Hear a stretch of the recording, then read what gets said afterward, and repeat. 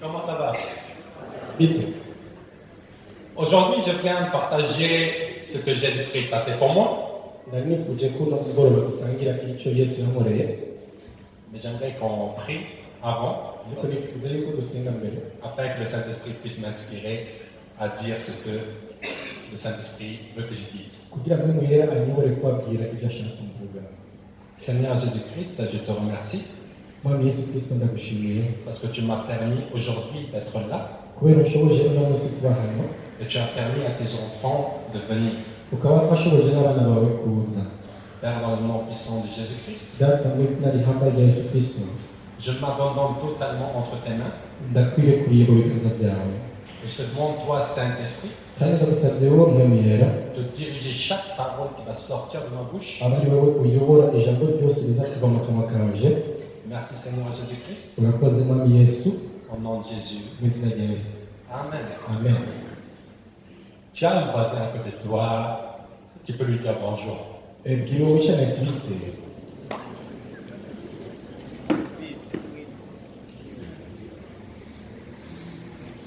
Est-ce que je peux avoir un pianiste? Un pianiste.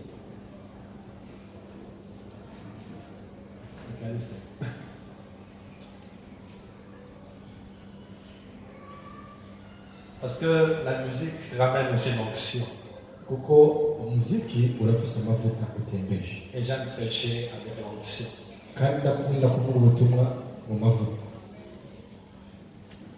Moi, j'ai grandi en Algérie.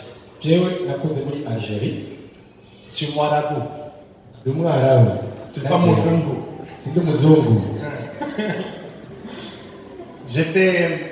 Je suis né en Algérie, années 90. Vous savez, ça me rappelle un peu l'histoire de Moïse. Si nous voyons l'histoire de Moïse, nous voyons qu'il a échappé à la mort parce que Dieu l'a protégé, parce qu'il devait faire un grand avenir. Et jusqu'à aujourd'hui, on parle de Moïse. Parce que Moïse a impacté aussi l'histoire. Moïse, si on va chez les Juifs, c'est leur patron. Mais nous avons Jésus. Et Jésus aussi a quelque chose de spécial aussi. C'est qu'on a voulu le tuer à sa naissance. Parce qu'il avait une étoile. Moi, aujourd'hui, ici, je ne vois personne qui n'a point une étoile sur lui. Parce que si tu es là, tu as une étoile. Et cette étoile doit briller.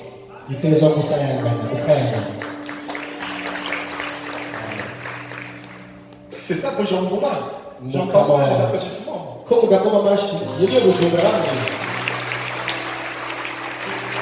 On m'a dit pour Jean Bourrin, là-bas ils sont chauds. J'ai dit, ok, on va voir cela. Est-ce que vous pouvez applaudir plus fort s'il vous plaît? Alléluia. Donc moi, lorsque je suis né, le diable voulait m'éteindre. Il voulait m'enlever la vie. Ma mère, elle est médecin. Mon père est chef d'entreprise. Mais la maladie que j'avais, ni l'argent, ni la médecine que ma maman a fait, ni la religion dans laquelle j'étais, ne pouvait rien faire pour moi. Mais on a déclaré la mort sur moi. Ma maman me disait, tu vas mourir. Parce que cette maladie-là est mortelle. Et moi, je ne peux rien faire pour toi. Mais Dieu pouvait faire quelque chose pour moi.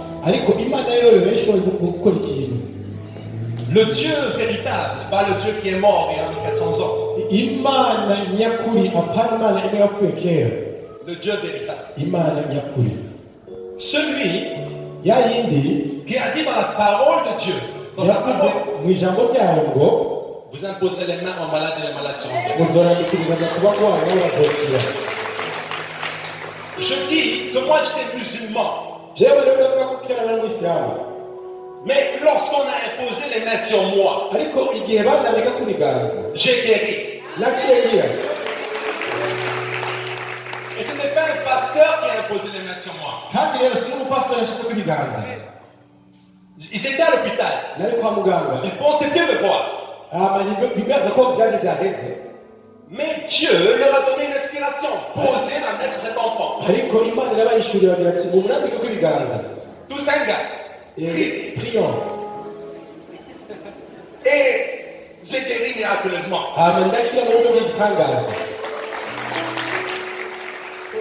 Année 90 en Algérie jusqu'à l'année 2002. Moi, j'ai grandi dans une atmosphère de terrorisme.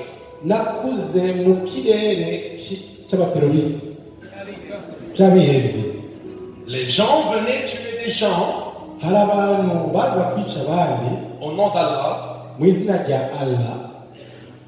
Ils tuaient des villages entiers. Il y avait des soirs où il y avait 500 personnes de tuées. Des femmes violées. Des gens égorgés devant leurs enfants. Sur la route, les gens se déguisaient en militaires et tiraient sur les voitures qui approchent. Je dis cela parce que après la maladie que j'ai eue avec la malformation cardiaque,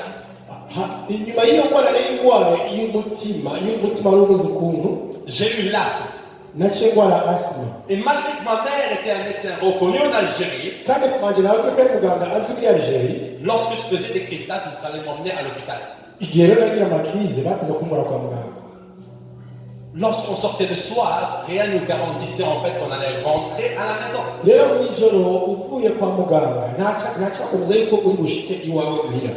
Mais Imana, Dieu, Nzambe, Mungu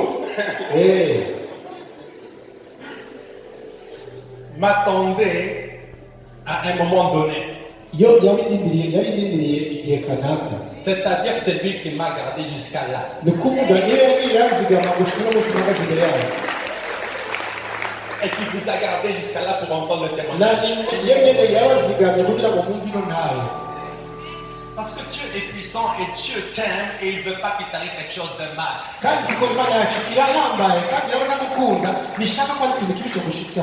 Je dis sur toi que la mort n'a aucun pouvoir sur toi tant que tu n'as pas réalisé ta mission.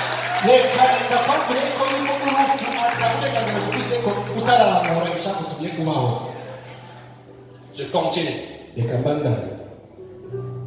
Je suis arrivé en France en fait en l'année 2002. L'année 2002, je n'avais plus l'amour de mon père et de ma mère. Et même en Algérie, en fait, je n'avais pas cet amour parce qu'ils étaient tellement occupés. Qu'ils me laissaient chez la famille ou chez des amis. Quand je suis venu en France, c'était pire parce que mon père en fait restait en Algérie 2 mois. Il revenait 2 mois.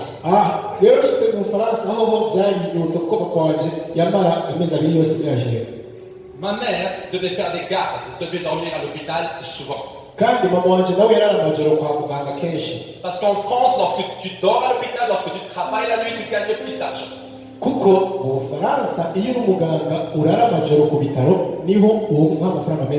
Et vu qu'elle devait s'occuper d'une famille de 6 personnes, et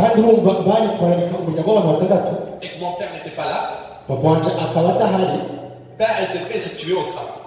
Elle devait se tuer au ni travail. ukuvuga ko wewe yategerezwa gukora cyane kugira ngo ashobore kurera uwo muryango. Donc, il y a eu quelque chose qui est le manque d'amour, le manque de prendre soin de moi. Ni ukuvuga ko habaye yitwararika narabuze urukundo. Et quand une personne n'a pas l'amour, elle fait quoi? Elle cherche l'amour. Iyo rero umuntu atagira urukundo agira iki? Agenda kurondera urwo rukundo. Mais moi, je l'ai cherché de la mauvaise façon. Ariko byari agiye kururondera mu nzira itari yo. Au début, je partais avec des amis en train de jouer du football. Mu ntango twaragenda n'abagenzi b'umupira. Après, j'ai dit, mais ces gens-là aussi fument, pourquoi je ne fume pas? Mbona babitaha bati mbere ko abagenzi banjye bakabitaha kuko intolinywa. Mais ces personnes-là boivent, pourquoi je ne bois pas? Abandi nabo baranywa kuko icyo intonywa. Et donc, je suis rentré dans un gang. Caninjira mu mugwi. J'ai dit, mais maintenant, j'ai une réputation à tenir. Ubu rero hariho igihagararo kanaka ntegerezwa kugira. Je dois faire grimper ma réputation. Kandi ntegerezwa gutuma abantu banyemera. Donc j'étais dans les bagarres. Rero nagiye kurwana muri ubwo buryo. J'étais dans l'alcool. Mu nzoga. J'étais dans la drogue. Mu binyararamutwe. Tout ça parce que je voulais garder ma réputation. Ibyo byose kugira ngo izina ryanjye rigume ryemewe. Le diable est méchant. Satani ni inkozi y'ikibi. Et lorsque tu n'as pas Dieu, tu es avec quelqu'un. Alors, udafise Imana hari uwundi muba muri kumwe. Parce que le diable va profiter des gens kuko Satani azokoresha abantu nyene qui n'ont point de Dieu. Badafise Imana. Qui n'ont point de Dieu. Badafise Imana na gato. Pour bien les détruire. Kugira ngo ibasambure. Le diable ne t'aime pas. Kuko Satani nagukunda. Mais Jésus-Christ t'aime. Ariko Yesu aragukunda. C'est pour ça que je dis. Fais très attention aux choses que tu fais, à tes fréquentations. Ne te trompe pas. Tu es une lumière. Mais si tu t'entoures de gens qui sont sales, tu vas devenir aussi sale, ta lumière va s'éteindre.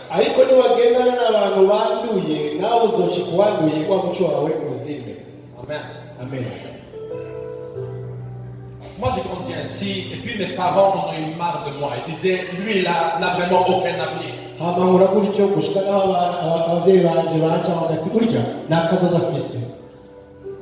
il ne respecte rien dans le Coran. Il va faire des fréquentations bizarres. La police nous appelle. On est convoqué de ça et là. Vraiment, il faut le virer de la maison. Donc on m'a viré de la maison. En 2010, je me suis retrouvé à la rue. Mais en France, lorsque tu te retrouves à la rue, en fait, tu as des associations qui t'aident. Tu ne vas pas te retrouver dans la rue vraiment.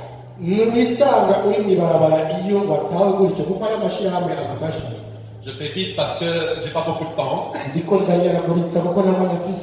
Mais vous pouvez voir mon témoignage sur YouTube. Vous allez venir me voir pour que je vous donne YouTube. Année 2010, j'étais en mois de décembre. Assis dans un grand endroit, en train de regarder la télévision. Et là, j'ai une voix. Une voix qui me dit, va dans ta chambre, mets un pull. J'ai dit, ok, je vais aller dans ma chambre, je vais mettre un pull. Je vais dans ma chambre. C'était le mois de Noël. Le jour de Noël. Et là, je redescends dans le salon. Je m'assois sur la chaise, je regarde la télé. Quelqu'un vient me déranger avec ses clés, me faire du bruit devant moi. Je dis, toi, calme-toi. Je ne vais pas me bagarrer encore. Mais il ne voulait pas se calmer. Et moi, j'avais une réputation à tenir. Donc, on s'est battu. Mais cette personne, en fait, ariko uyu muntu Elle a vu que j'étais plus fort qu'elle.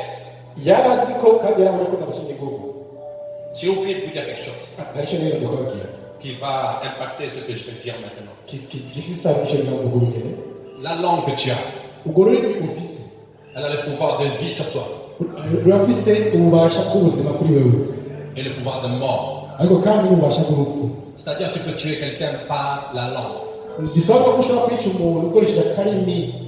Moi, j'ai tué mon grand-père par la langue. jewe narishe sokuru wanjye ukoresheje akarimi. Je vais vous dire pourquoi. ndakubwira ingene byagenze. Un jour, j'étais absent à l'école. umunsi umwe narasize ku ishuri Et le motif que j'ai trouvé, c'est mais mon grand-père est mort. nisigura ngo bane erega ari kubera data wacu grand-père yapfuye. Quelques semaines après, hama indwi zikurikira mon grand-père s'est fait assassiner. sogokuru wanje acara baramwica. Son ex-femme, qui n'est pas ma grand-mère, umugore we atari nyokuru wacu a organisé son assassinat. bari baravanye niwe rero yateguye iyicwa ryiwe. Maintenant, je vais continuer le témoignage, vous allez comprendre. reka rero bandanye nawe zo kwitahura. Cette personne-là a sorti un couteau contre moi. uyu muntu rero turaba turarwana asohora imbugita. On m'a toujours dit que je ressemble à mon grand-père. bari bamye bambwira kuva kera ko jewe sa na sokuru wanje. Et je me suis dit, je vais mourir à cet instant-là. icyo gihe nyine nigira ni karabaye ntapfe. Parce que je n'ai jamais eu de couteau ouvert contre moi. kuko nta munsi nawe ngabone imbugita bayinumbereza. C'est la seule fois de ma vie où j'ai un couteau ouvert contre moi. ni ryari rya mbere mbonye imbugita bayindoresheje ko. La personne voulait me tuer. wa muntu rero yashaka kunyica. Elle m'a mis des coups ici, mais j'ai esquivé. aragerageza kuyinkubita ngaha ngaho ndakureka. Elle m'a mis des coups vers le thorax. Et le pluie m'a protégé et j'ai esquivé aussi ça. arazibura mu mbavu ariko imana arazigamira ntacyo nabaye. Et puis j'ai eu une blessure de 10 cm à la cuisse gauche. hama rero ku kuguru kw'ibubafu hariho ndagira inguma ya santimetero 10. 10 cm de profondeur, c'est-à-dire que ça m'a presque tout arraché les muscles. uruguma rwa santimetero 10 ni ukuvuga ko amamisiri yose bari bayatabaguye. Mais ça s'est arrêté, la lame à quelques millimètres de l'artère fémorale. hama rero iyo mbugita ihagarara kuri uwo munsi avuze ntiyashika iyo munsi. Et je n'ai aucun signe. nicyo gituma uno munsi atana kimwe wobona. Vous voyez que je marche normal. nicyo gituma mbona mugakata ibisanzwe siko. C'est Iman ni imana yabikoze si byo qui m'a protégé. yazigamira. Et plus précisément, Jésus Christ. kandi nyabona ni yesu kirisito. Parce qu'il avait une destinée pour moi. kuko yari afitiye intumbero ku buzima bwanjye. Tout ça là, c'est arrivé à côté de l'Allemagne, à la frontière de l'Allemagne et de la France. ibyo byose nabo ndababwira byabaye ku mupaka w'ubufaransa n'ubudage. Mais vous savez, le lion, Simba, de la tribu de Juda, kandi murazi ya ntabwo yo mu muryango wa yuda m'attendait à la ville de Lyon en France. yari yitiriye mu mugwa witwa Lyon mu bufaransa ni Lyon. Je pars dans la ville de Lyon en France. alors jagenda rero uwo mugwi wa Lyon bamwe muri iyo ntara ya Lyon mu bufaransa. Moi, dans le monde, ce que j'aimais le plus, icyo jewe nakunda mu isi c'était la fornication bwari ubusambanyi et la pornographie. no kuraba amafilme mpuzabitsina cyangwa porno. Le Seigneur est passé par la fornication pour me montrer sa vérité. muri iyo nzira y'ubusambanyi imana yanyereka kuko ukuri. Peut-être ça va choquer quelqu'un. hari umuntu uzozikaza Mais je vous dis une chose. ariko wenda amabwira ikintu Dieu s'y t'aime. imana irazi ibyo ikora Et il t'aime. kandi iragukunda. Il va passer même par le péché pour te toucher. no mu cyaha byoca kugira ngo ikurobe. Parce que kubera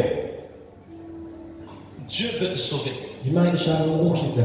Et même s'il utilise ce que toi, tu as pour faiblesse, il va te toucher. mbishyire no mu ntege zawe imana irashobora kugukora. J'ai rencontré une femme. muhura n'umugore Elle avait le double de mon âge en grandeur. yari afise yasumba imyaka nk'ukubiri. J'avais 21 ans. je nari mfise 21. Elle avait 45 ans. yari afise 45. Et on s'amusait sexuellement. hama tugatuma duhuza ibitsina. Mais à un moment donné, ariko hagera igihe je me suis attaché à elle, elle s'attachait à moi. turakunda.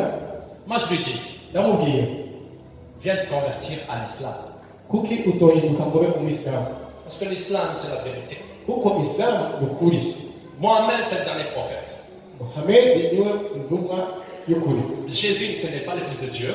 kandi yesu yari umwana w'imana Il n'a pas été crucifié. kandi ntiyajya ku musaraba. Et en fait, Mohammed, il faut le suivre parce que c'est lui qui a la vérité. muhamedi rero ntukwiye gukurikirwa kuko niwe afite ukuri. Il m'a dit, ok, tu sais, je peux me convertir, mais arabwira ati ibyo bwiye n'ibyo ndashobora kuguhinduka ariko prouve-moi deux choses. tangura unyereke ibi bintu bibiri bigaragara gusa. Montre-moi où c'est écrit, où c'est marqué, et montre-moi les preuves tangibles que Jésus-Christ n'est pas le Fils de Dieu. ati nyereka aho byanditse aho biri ibyemezo bigaragara yuko yesu atari umwana w'imana Et où Jésus-Christ n'a pas été crucifié, montre-moi les preuves. kandi unyemeze unyereke ibyemezo bigaragaza yuko yesu atigeze abana. Je dis, moi, mon Dieu, Allah est réel, et donc toi, ton Dieu est faux, donc moi, je vais te montrer que tu as faux. ndamubwira nti kuko imana yanjye ara ari imana nyakuri iyawe akora y'ikinyoma ndaza kubikwereka. Donc je suis parti dans ma recherche. cyajya rero mu bushakashatsi Mais Dieu a prévu quelque chose. ariko imana yari ibifitiye umugambi. Année 2012, mu bihumbi bibiri na cumi na kabiri ville de Toulouse. mu gisagara cya Toulouse Il y a quelqu'un qui s'est levé, qui a tué les gens au nom d'Allah. hariho umuntu yaje yadukiza mu izina rya Allah arica abantu.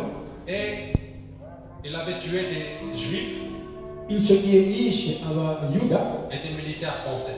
hamwe n'abasirikare b'abafaransa. Et moi je me suis posé la question, ah mais pourquoi? nanjye birazazana ati none kuki Il n'y a que dans l'islam en fait que les gens tuent au nom d'Allah. ni muri isilamu honyine tubona abantu bica mu izina rya Allah, Mais dans le christianisme, il n'y a pas cela, ça n'existe pas. ariko mu bakristo nibyo nta birimo ntabyo twumva. Dans le judaïsme, ça n'existe pas. no mu bayuda mu dini ry'abayuda ibyo ntibibaho, Mais il y a des gens qui tuent au nom d'Allah. ariko hariho abantu bica mu izina rya Allah. Et mes parents, moi en Algérie, kandi ababyeyi muri Algerie ils me disaient, tu vois ceux qui tuent là, bambwira ati urabona bica c'est pas des vrais chrétiens, banasa abakristo nyakuri c'est des faux. n'abafeke C'est pas des vrais musulmans, nako si abisilamu nyakuri c'est des faux. n'abafeke Parce que ce n'est pas écrit ça dans le Coran. kuko ibyo ntibyanditse mu Quran, Ce n'est pas écrit ça dans les hadiths. ntibyanditse mu migani. Mais lorsque le Seigneur m'a révélé certaines choses, ariko igihe umwami yabishuriye bimwe bimwe j'ai vu que cela a pour base les livres de l'islam. ibyo ndabifitiye ibyemezo mu gitabo nyine cy'abisilamu. Je vais vous révéler quelque chose encore d'important. reka nsubize abashuri ibanga rikomeye. L'église catholique. ishengero ry'abakatolika, Qui connaît ici l'église catholique? ni bande baba bazi ishengero ry'abakatolika? Seulement. abo bonyine abazi ishengero ry'abakatolika. Vous me faites peur quand même. Oh. uriko murandura ngo ijoro Vous ne connaissez pas l'église catholique? nimuzi katolika. C'est la maman de l'islam. uwo niwo mubyeyi w'abisilamu Si on voit l'histoire. iyo dusuzume mu mateka y'isi. Les catholiques ne pouvaient pas envahir Jérusalem et l'islam pouvait le faire. abakatolika ntibashobora gufata yerusalemu ariko isilamu yo yari bishoboye. Donc ils ont créé l'islam. baca bararema iryo dini ry'abisilamu. Mais ça encore, vous le verrez sur moi chez YouTube. ariko ibyo mukeneye kumenya inkuru irambuye ni kuri YouTube muri kuna yanjye. Moi, en 2012, lorsque je suis parti dans ma recherche, rero ntabwo rero mu bihumbi bibiri na cumi na kabiri ubwo bushakashatsi je bwanjye suis tombé en fait sur des vidéos cyangwa ku mavidewo masanamu qui me prouvaient que l'islam était faux. anyemeza kandi akanyereka yuko isilamu ari iya feke. Et là, j'ai réfléchi. nshangura kwiyumvira. Et j'ai dit à mon ex, viens me prendre la Bible. Je veux lire la Bible. cyambwira uwo twaba tugendana ngo uzajya bibiliya ashaka kwiga bibiliya. Je pars dans la librairie avec mon ex. ngenda ahantu babika ibitabo n'iyo twagendana. Et maintenant, il n'y avait que des Bibles pour les catholiques en fait. Il n'y avait pas de Bible pour les évangéliques. aho hariho gusa bibiliya zazi z'abakatolika mugari twabona ubwuzure bushasha. Elle me dit, arambwira ati je vais chercher une Bible et toi cherche un livre pour comparer en fait Jésus et Mohamed. ambwira ati ngiye kurondera bibiliya ariko wowe urondera ikindi gitabo gishobora kugufasha kugereranya Muhammad hamwe na Yesu. Ça fait depuis 2012 que je me suis converti. rero nakijijwe kuva ibihumbi bibiri na cumi na kabiri. Mais ce livre-là, je l'ai écrit cette année. 2012. Cette année, je l'ai écrit. aka gatabo ariko nakanditse uyu mwaka Parce que le livre que j'ai vu, moi, ça s'appelle Jésus et moi-même. kuko icyo gitabo nabonye cyitwa Yesu na Muhammad. Ça a été écrit par un ex-professeur d'islam à l'université Al-Azhar au Caire. C'est l'une des plus grandes universités du monde islamique. cyanditswe n'umwigisha wo kuri universite iyo aheje kuvuga universite ikomeye rwose mu bijyanye n'idini ya Islam. Ce livre-là, je l'ai lu en 3 jours. icyo gitabo nagisomye kuri sitatu gusa.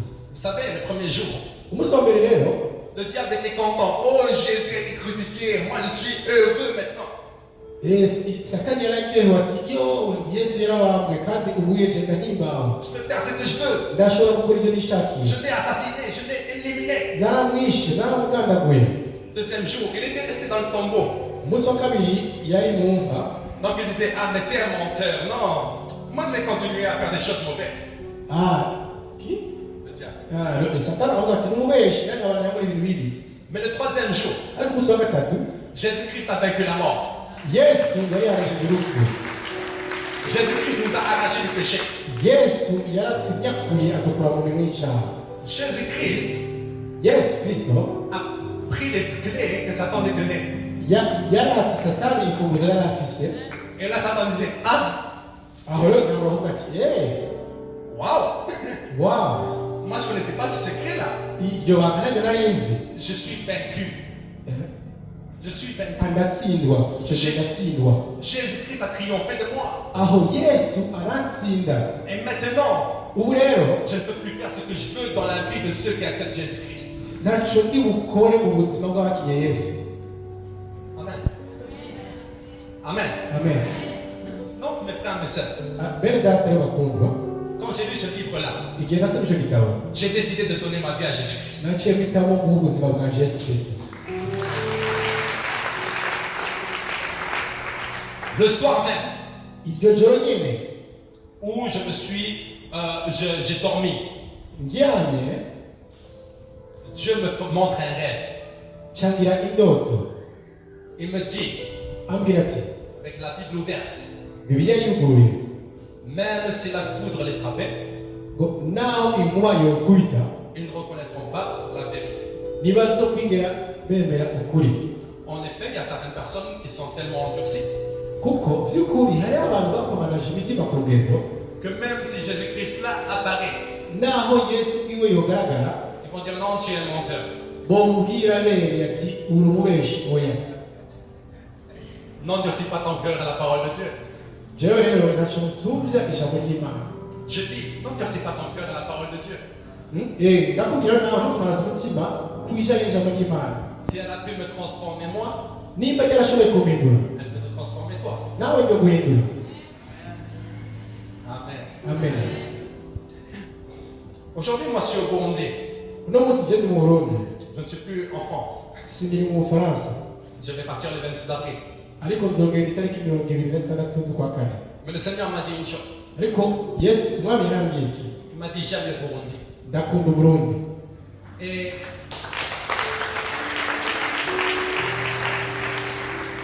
je veux réveiller kandi nzogaruka le Burundi. Hein? Le Burundi.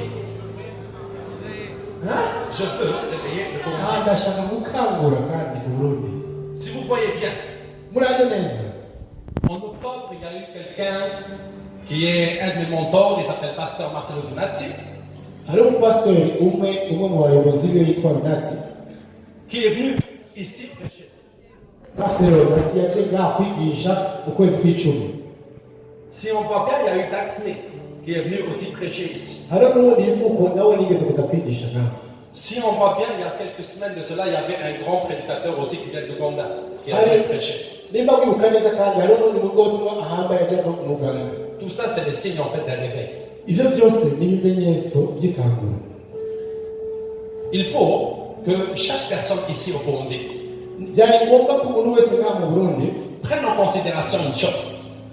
ko yokwiyumvira ikintu. Si je suis la lumière vraiment du monde, nimba by'ukuri by'umuco w'isi, il faut arrêter de me cacher sous les draps. nari nkwiye kureka kwitegeza munsi y'amashuka mais il faut partir éclairer sur les montagnes. ariko ngasohoka nkagenda kayangana ku misozi. Je veux dire qu'il faut partir évangéliser. ndavuga nti dukwiye kugenda kuvuga ubutumwa Parce que tant qu'une personne n'évangélise pas kuko hatari umuntu avuze ubutumwa dans un pays, mu gihugu runaka, il y aura plusieurs fausses religions qui vont naître. hazoza amadini menshi y'ibyaduka. Mais lorsqu'une personne en fait va évangéliser, ariko iyo hari umuntu ahagurutse akajya kuvuga ubutumwa, je dis que ndavuga nti le Burundi, uburundi si chaque personne ici se lève, yaba uburi ngaho wese yohaguruka sera une référence dans l'Afrique. uyo cyangwa uburundi buzocika akarorero muri afurika. Amen. Amen. Qui veut se lever pour l'évangélisation? ninde ashaka guhaguruka ubutumwa bwiza? Il ne faut pas avoir peur. Ntimugatinye, Jamais peur. ntimugatinye namba, Moi, si j'aurais peur, je ne serais pas là. kuko iyo naratinye sinakora ingamba munsi. Mais lorsque tu as peur, en fait, l'ennemi te tient captif. kuko iyo utinye satani aca kwifatira cy'umuja wiwe. Ici, j'ai un tract qui s'appelle Toi aussi, je suis Christian. hari akapapuro ufise hano kavuga ngo na wewe yesu kristo aragukunda. Une simple feuille comme ça peut changer les vies. aka gapapuro gasanzwe gutya gashobora guhindura ubuzima bw'umuntu. Je continue ou j'arrête? Batayicaye. Vous êtes sûr, hein? Année 2012, ibihumbi bibiri na cumi na kabiri on m'a refusé le baptême. baranyangira kubatizwa Je suis retombé dans le monde. cyangwa isubira inyuma mu isi Parce que j'avais tellement de zèle. kuko nari nabishoboye. Mais cette église, en fait, qui m'a refusé le baptême, elle m'a enlevé ce zèle. hama umugabo iryo shengero nyuma riramfasha kuva muri ibyo De 2012 à 2007, kuva 2012 ibihumbi bibiri na cumi na kabiri gushika muri ibihumbi bibiri na cumi na gatandatu j'étais dans la fornication. nari nisubiriye mu busambanyi, J'étais dans une impudicité. nari mu bushakanyi, Toutes ces choses. bya bintu byose bibi. Année 2016, novembre 2016, mu kwa cumi na rimwe ibihumbi bibiri na cumi na gatandatu on songe. mu nzozi Je vois l'enlèvement. ndabona ukutwarwa kw'ishengero. Et moi, naje je n'étais pas prêt. sinari niteguye, Je pleurais. hama nari mu marira. Mais le Seigneur, lorsque tu te repens, ariko umwami mu gihe wihanye il te touche. aragukorako, Mais il ne m'a pas touché n'importe comment. ariko ntiyakoze ko mu buryo ubwo aribwo bwose. Moi, j'avais une vidéo qui faisait 10 000 vues. nari mfise videwo yarabwe n'abantu barenga ibihumbi icumi, Mais j'étais dans la fornication. ariko nari mu byaha, J'étais dans la publicité. nari mu bushakanyi Elle n'ubusambanyi, faisait 10 000 vues. ariko nari mfise videwo yarabwe n'abantu ibihumbi icumi. Il y a un pasteur qui était en Belgique. hari umupasitori wo mu Bubiligi, Ce pasteur-là umupasitori voit la vidéo. abona iyo videwo, Et il s'est mis à prier. Il a dit, Seigneur, tu vois la personne là qui est là. Je veux l'avoir à côté de moi. hama arasenga akamasaba ati mana urabona muri iyo videwo ndashaka kubona amavu y'amande yanjye. Il était en jeûne pendant 5 mois, priant pendant 5 mois. yamaze amezi atanu asenga. Il dit, je veux le voir à côté de moi. Je veux qu'il m'aide dans le ministère. Mais moi, je suis dans la fornication, je l'ai perdu. uwo rero batazi ko njyewe natakaye mu bushakanyi no mu busambanyi, avuga ati uyu muntu ndashaka ambe hafi dukorane kuko by'Imana. Le Seigneur fait une circonstance. Imana rero iragira ukuntu Je vois sur Facebook évangélisation dans la ville de Liège. C'est une ville en Belgique. mbona igikorwa cy'ivugabutumwa muri Liège aho nari mu Bubiligi. Moi, je ne connais ni Liège ni la Belgique. Je suis parti. ryari itangazo ryo kuri Facebook, je na Belgique nari nzi na Liège mugabo ndagenda. C'était au mois de décembre. aho hari mu kwezi kwa cumi na kabiri. Au mois de décembre, on prend en Belgique, il fait très très froid. Ils peuvent même pas avoir des moins de 20 degrés. ariko rero mu kwa cumi na kabiri aho mu Bubiligi haba hakanye rwose baraje no munsi ya cumi na kabiri. J'informe le groupe d'évangélisation. Je dis, je vais arriver à 1h du matin. hama ndabwira wa mugwi w'ivugabutumwa nti ndaza gushika isaha imwe Il faut que, z'ijoro, il faut- saa saba z'ijoro. il faut que quelqu'un m'attende. hageza kuba wewe umuntu aza kuntegera. Et j'arrive là. Avec le plus j'ai fait, c'est pas plus de 10 heures de trajet. hama rero ndagera hiyo maze mu rugendo rw'amasaha 10. J'arrive à 1h du matin. ndashika hariya saa saba z'ijoro La personne qui devait m'attendre dormait. wa muntu yambizwa kuza kunegera yiryamiye Ce qui veut dire que j'ai dormi dehors à un grand froid. hama bisobanura yuko ushitse hiyo naryamye hanze muri ya mbeho 4h du matin. gushika saa kumi zo mu gatondo. Le Seigneur me dit, appelle un taxi. Mama arambwira ati hamagara taxi. Pour moi, je n'avais pas de compte, mon compte était vide. aho rero nta mafaranga nari mfise yari zero. Et j'appelle le taxi, le compte fonctionne. hama ndahamagara taxi nkoresheje konti irakora. Je fais l'évangélisation, je repars en France, je reviens quelques semaines après pour un mariage. hama ndagenda muri ikigo cy'ivugabutumwa ndasubira mu Bufaransa nyuma ndasubira mu Bubiligi habaye ubugeni. La personne qui devait s'occuper de moi pour le mariage, etc., me dit aujourd'hui tu ne peux pas dormir chez moi parce que je me marie. wa muntu rero ubwirizwa kundaza arambwira ati nawe umeze uko ntushobora kuza kwakira murari wanje kuko ni umunsi wa mariage yanjye. Mais tu vas dormir chez un serviteur de Dieu. ariko uzagenda kurara umukozi w'Imana. Je vais chez ce serviteur de Dieu et vous savez c'était qui? hama rashaka kuri umukozi w'Imana ndabafunze yari inde? La personne qui avait prié pour moi 5 mois. wawe yasengera amezi atanu yose. Jeûné pour moi 5 mois. akisonzesha amezi atanu. Les plans de Dieu. umugambi w'Imana. Et moi, je regarde comme ça, il me dit, je te connais. ataza avuga ati ndakuzi. J'ai dit, c'est la première fois que je vais en Belgique, comment tu me connais? ndavuga nijeri yameje mu buri gihe uzi gute. Après, il me dit, t'as jeûné, j'ai jeûné pour toi, j'ai prié 5 mois, homme de Dieu. aravuga ati kuri w'Imana namusengeye amezi atanu nisonzesheje. J'ai dit, mais lui, il a un problème. ndavuga nti ubu nasi ikibazo.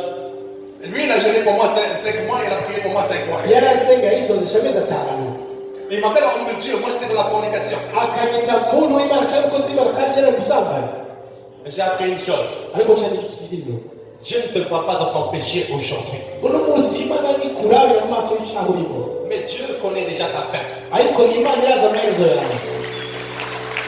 C'est pour ça qu'il révèle déjà à ses serviteurs qui tu es. nicyo gituma ihishurira abakozi bayo uwo uri we Afin que tu le saches. kugira ngo nawe umenye Que tu es une personne importante. ko uri umuntu adasanzwe. Amen. amen. De là, j'ai été formé par des grands évangélistes. kuva icyo gihe rero nigishwa ndozwa indero n'abakozi b'Imana badasanzwe. J'ai le contact de Marcelo Donazzi. ndafise amakontakiti cyane ndavugana na Marcelo. Et je me suis fait entourer par plusieurs hommes de Dieu. kandi ndazinanye nkagendana n'abakozi b'Imana batandukanye. Je viens de dire, j'ai commencé le ministère en 2017. navuze rero natanguye neza na neza gukorera Imana mu 2017. Aujourd'hui, je suis au Burundi. no musi mu Burundi. Toutes les portes des radios m'ont été ouvertes. imiryango yose y'amaradiyo yose ngaha yaranyuguruye. J'ai partagé le témoignage dans toutes les radios du pays. jewe intare yanje narashikije ku maradiyo yose yo mu gihugu. Je ne suis pas là pendant 10 ans. sindi hano imyaka 10. Ça fait 1 mois que je suis là. ndi hano gusa haciye ukwezi. Mais les fruits sont là. ariko ibyarwa n'icyo gikorwa byamaze kugaragara. La télévision m'a ouvert ses portes. mbere na televiziyo yaranyugurira imiryango. Il y a certaines personnes qui sont là depuis 20 ans, jamais ils ont eu ça. hariho abantu bamaze imyaka 20 ariko ibyo batarayikora. Mais lorsque Dieu est avec toi, Dieu t'ouvre les portes. ariko Imana iri kumwe nawe irugurura imiryango. Tu peux mettre la musique, cher technicien. reka dusabire abatekinisiye bashyiramo ka karirimbo. Celui qui peut faire périr l'âme et le corps de l'Algérien.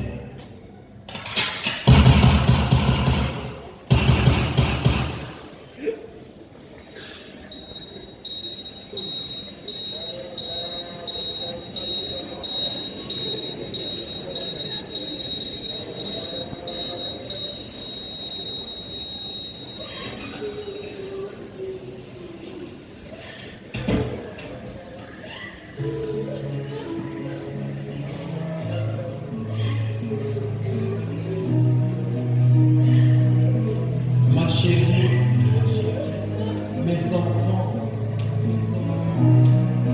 ma famille, ne pleurez pas. Je ne suis pas mort, je dors en attendant le repos éternel. Car celui qui croit pour ça que le chemin est droit obtient la vie éternelle. Parce que tu as permis, Seigneur, cette rencontre. kuko dushoboje guhura uno munsi. Papa, tu avais un rendez-vous aujourd'hui Data wari dufite gahunda uno munsi avec une personne ici. hamwe n'umuntu hano. Père, tu montres ton amour en la rendant ici. Data uratwereka urukundo rwawe hano. Alors, Père éternel, Rero data w'ibihe byose je prie pour toute personne ici ndasengera umuntu wese ari hano qui peut te donner sa vie. ashaka kuguha ubugingo bwiwe. Père, peut-être qu'il y a des personnes ici qui ont trébuché, Data hariho abantu ko muri batsitaye qui ne t'ont plus servi correctement. batakigukorera nk'uko byategerezwa. Mais je prie, Père, ariko ndasenga data que ta miséricorde, Père, vienne sur eux. ngo imbabazi zawe zibazeko Et que, Père, ils soient avec un cœur pur devant toi maintenant. kandi data bagaragare bafise imitima yejejwe imbere yawe. Père, aide-les. Data ubafashe Toi, le Seigneur, wewe umwami, toi qui es mort pour nos péchés. wewe wapfiriye ibyaha byacu. Père, dans le nom puissant de Jésus-Christ, Data tubisenze mu izina rikomeye rya Yesu Kristo, détruis tout blocage usagangure ikintu cyose kibaboshe qui empêcherait une personne de donner son cœur. kibabuza gutanga imitima yabo, Et que toutes sortes kandi ikintu cyose de liens kibaboshe umugozi avec, wose avec le péché ubahuza n'icyaha soient détruits maintenant dans la vie ubazibike mu icyaha usangurwe mu izina rya Yesu de ces personnes. mu buzima bw'abantu. Merci pour ton amour, Père. Urakoze kuko urukundo rwawe data, Tu es tellement bon. uri Imana nziza, Tu es tellement excellent. Imana ihambaye. Quelle grâce de servir un Dieu comme toi. Mbega ubuntu budasanzwe gukora Imana nkawe. Père, dans le nom de Jésus, Data mu izina rya Yesu merci pour tout ce que tu fais. urakoze ku byo ukora byose Au nom de Jésus-Christ. mu izina rya Yesu Kristo. Amen. Amen.